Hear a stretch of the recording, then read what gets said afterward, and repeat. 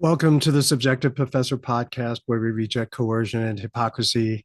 This is episode 187, and we're going to talk about the Democrat to Republican ratio in various departments of the university. 70 to 1 is the ratio in religion departments all across the United States. And so I thought that was kind of interesting. I am a religion major, and so I very much kind of understand this ratio breakdown. So I saw this article that someone had posted. It was basically Bryon Caplan with a C. Bryon Caplan, he wrote a short piece entitled What I Told the Chronicle About GMU, George Mason University, I think, George Madison. Uh, And so Chronicle would be, of course, the Chronicle of Higher Education. So you can Google that and read it if you want. But some highlights from the article basically is that the author sent, Bryon Caplan was sent a bunch of questions from this individual who was surveying faculty about their opinions about some of the Project 2025 proposals, particularly the one on education, which includes eliminating the Department of Education, removing definitions of trending gender definitions, banning critical race theory, and diversity, equity, and inclusion concepts. He basically replied to the person giving him the questions saying, in the social science and the humanities, the faculty ratio between Democrats and Republicans is 30 to 1. So it's kind of a paranoia on the part of the left to think that this conservative impulse, this conservative um, event is a threat. So, and I quote, the correct story, in my view, is that far left faculty feel threatened by saying by anything short of 100% control of the university. And all of the allegedly horrible views you list are, at minimum, worthy of calm discussion. He goes on to say that the proposal to eliminate certain classes, which are basically far left brainwashing, is not a bad one. Um, the left always promises dialogue, but there are none. The promises that the left makes are empty promises. He does liken the perception of certain conservative appointments or even some conservative proposals as being paranoia. Um, there's not uh, the people on the left are not trustworthy enough to oversee themselves, right? And we talked about this before. Um, when you examine or investigate yourself, you're always going to come up with great excuses to show that whatever you've done is justified and there's nothing actually wrong with what you've done. And so he raises the hypocrisy of teaching dogma in the guise of scholarship. So, scholarship or dogma disguised as scholarship, that is, teaching religion, passing it off as if it's objective scholarship. And he has this sort of example. He makes up the Department of Creationism, right? So it's serious religious dogma, but it is serious religious dogma, just like ethnic studies, women's studies, LGBT studies. They are basically all essentially monocultural with no serious dissent or different perspectives, right? So all ethnic studies, women's studies, everyone in those departments, they all say the same thing. There is no variety. And so the First Amendment violation is using tax dollars to fund them in the first place. So if you're in a private institution, a Christian university, Christian college, Christian school, uh, you're not really receiving a lot of tax money. In fact, if you receive even just $1, you become subject to the rules and regulations of the Department of Education. So a truly private institution can basically teach whatever they want. But in a state sponsored, subsidized school, you can't have the same situation. You can't have government tax subsidized departments like ethnic studies. So then he ends his little answers to the questions that he sent to this uh, surveyor, um, a chart of ratios. And so I'll just go through and highlight some of the departments and the ratio of Democrats to registered Republicans. And in engineering, it's 1.6 to 1. That's the lowest one. Chemistry is 5.2 to 1. How can math be political? But math is 5.6 to 1. And what that means is for every one registered Republican, there is 5.6 registered Democrats.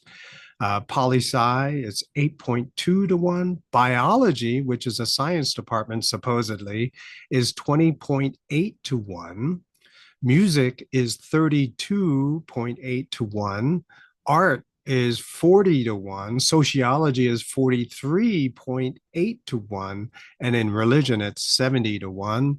Anthropology and communications have no registered Republicans.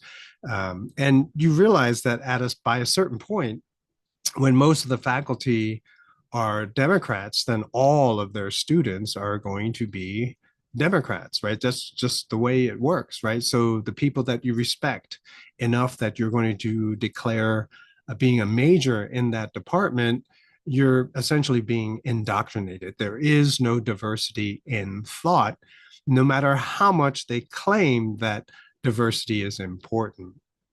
I would bring up these numbers, a more generalized number.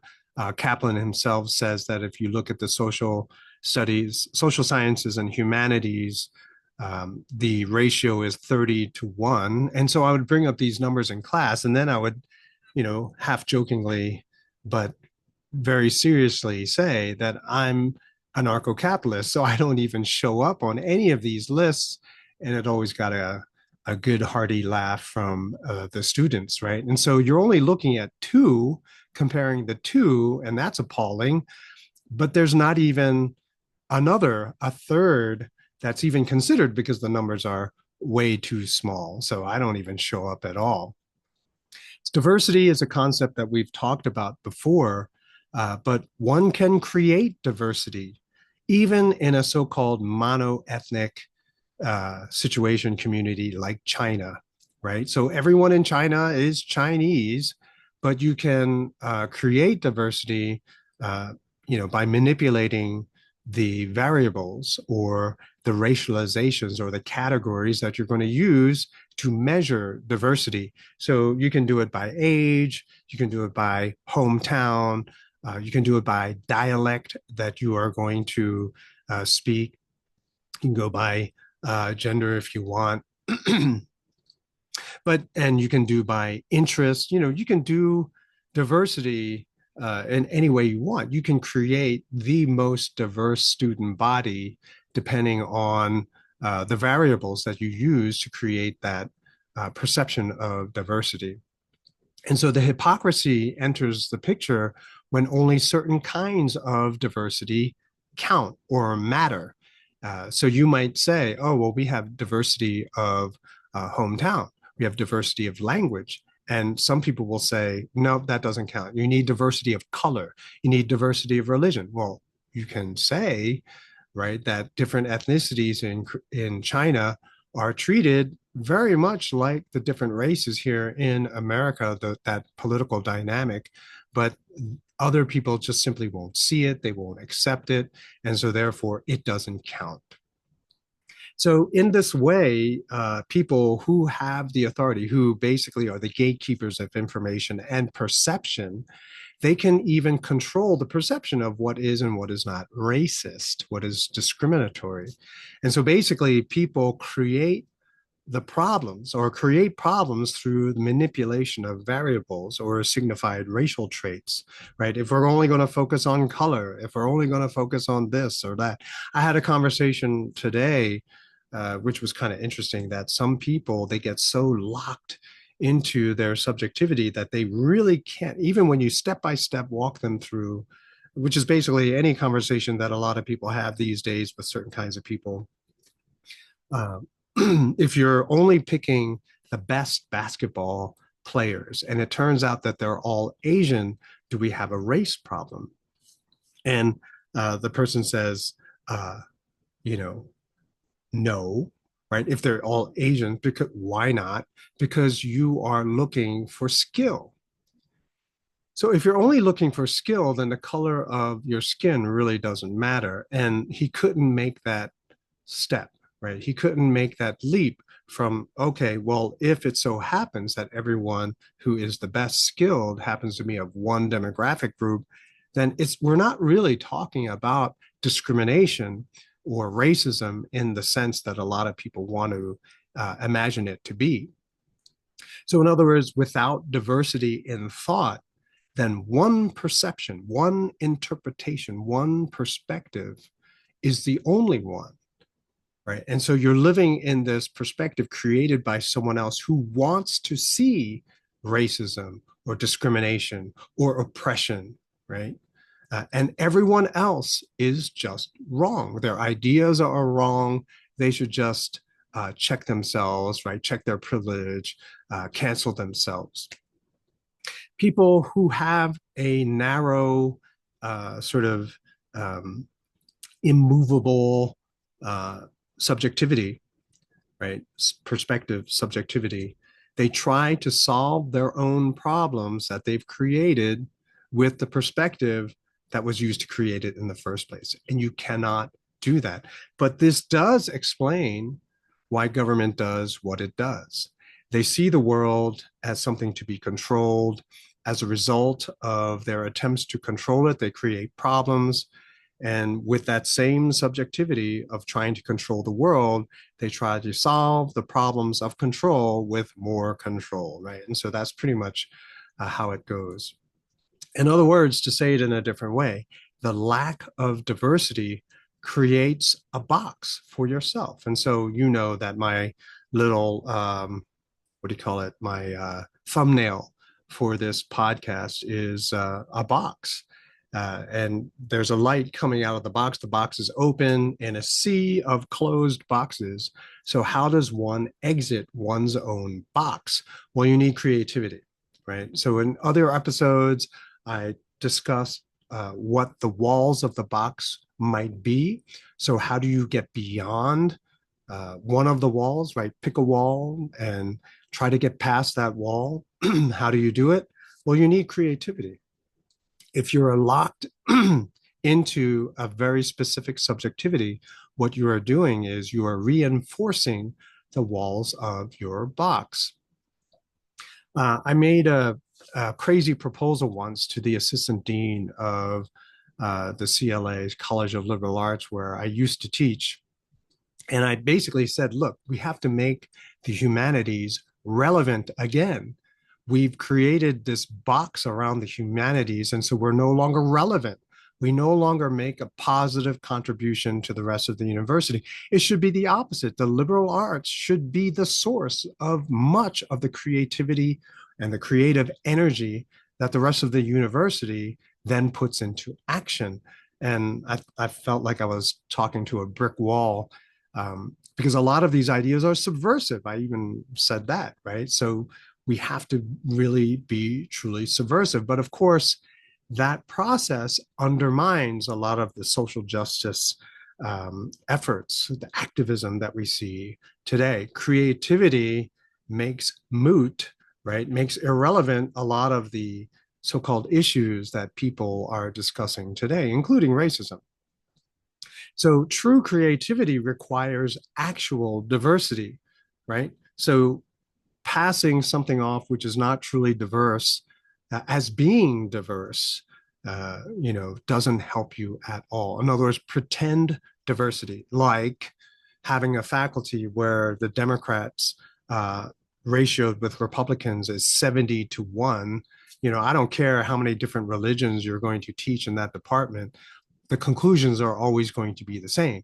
You're going to examine all of the religions from the same lens. And so therefore you will always come to the same conclusions or whatever. We need social justice. That would be the basic general conclusion that most people will make. So with a different perspective, however, a problem sometimes is no longer a problem. Yesterday's episode, I talked about reading to kids, right? So parents reading to their kids at bedtime, right? That's a problem. Well, is it a problem really? Or maybe let's look at people who are not reading to their kids, right? Maybe we should create a situation where they can read to their kids, for whatever, if they want to. Maybe we have to create a situation where they care enough to read to their kids. Maybe it's a drug problem. That's the problem. Maybe it's a, financial issue. An example that Another example would be food insecurity, right? So while I was still teaching there, food insecurity was all the rage. We got to do something about food insecurity, right? And so the solution was always, how do we provide free food? And believe it or not, a lot of universities, like the school where I used to teach, was not one of the most expensive universities in the country. You have to understand this. It was actually on the cheaper side of things. It was a state school. But there were a lot of students who didn't have a meal plan, who didn't have easy access to food, right? It's kind of a almost unimaginable situation for college students. But yeah, a lot of them really didn't know how they were going to eat while they were going to classes. And so food insecurity was a very serious topic for a lot of these people. The solution always was, how can we get them free food so that they don't have to pay for it, right? It was never, let's examine why they don't have enough food. Why don't they have enough money to pay for food, right? So why is it that they're going to pay for college tuition for a degree which will lead to unemployment instead of buying food? Why would you make that choice? Right? Like, so, oh, I got to eat or I got to go to college. I'm going to go to college and I'm probably going to be hungry all the time. What goes into the mindset which leads someone to make that kind of choice? Why not? Or how about if we examine how we can bring the price of food down, right? So if you do have money, just not enough to buy a meal plan or to buy good food regularly, then how can we bring the price of food down? That would be another question which would never be asked. So when I had this, and I'm sure I explained it before, but in our school, we had this collaboration with the business school and the humanities. It was a short-lived opportunity. And so each section, right? So you had like maybe 10 faculty volunteer. They say, okay, yeah, I'll do this. I'm going to sort of teach my class in such a way that at the end of the class, they'll come up with an innovative idea. We'll all get together, all of the sections will get together, and everyone will pitch their innovative idea, right? And so, I was teaching innovation in the same way that I'm covering it in this podcast. And so my students came up with the craziest ideas, to serve people whose needs are not being met by the options that are available to them. Okay. And so they were really original ideas. No one had ever heard these things before, but always you had the Marxist faculty, so basically everybody else, proposing the same exact ideas semester after semester. In other words, the way that other faculty were doing it, they were trying to teach how to innovate to their students, except their students would always come up with the same ideas. Let's have a free food truck. I mean, that was the winning idea 2 semesters in a row. I mean, how do you have an innovation contest where the same idea always ends up being proposed and sometimes wins 2 semesters in a row, in fact? So that was kind of awkward. And we'd have a post-semester meeting with all the professors who participated in the innovation, experiment. And a lot of them would say stuff like, why can't my students come up with original ideas? It was funny. I wanted to tell them it's because you are telling them what the problem is. You are giving them the tools. So, yes, they will always arrive at the same conclusion, right? If you tell them the problem that you have to solve is food insecurity, that's what you got to solve. These are the tools that you're going to work with. So, what's your conclusion? It's always going to be a food truck, right? It's always going to be that way. But you can think of that in 30 seconds, but that's not an innovative idea.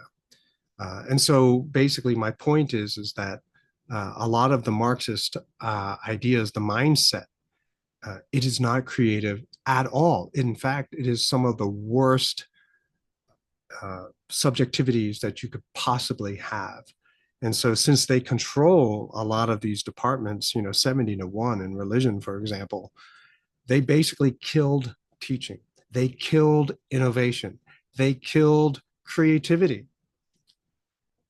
Caplan, in his little article that he had written, he said that paranoia, there's a lot of paranoia, uh, which prevents people from having actual diversity. And that paranoia creates the very problems that those people stress about. Maybe that's the way they want it. They need that drama. But for the rest of us, we have to be flexible in our assumptions. Sometimes we have to recognize that we're wrong, or sometimes the things that we're so passionate about, we think that is so awesome, is actually the cause of a lot of the problems that we struggle with. Maybe it's not a problem at all. Maybe it's just a matter of changing your subjectivity. Maybe it's addressing something else which is causing the problem that you're trying to wrestle with, right? So the solution is always going to be found where there is more freedom. So yes, I know I've been saying freedom a lot these days, but it's been on my mind a lot. So freedom for the win once again, right? So are you going to embrace diversity and live within the paranoia, or are you going to, explore freedom and see what you can come up that way? I will talk to you next time.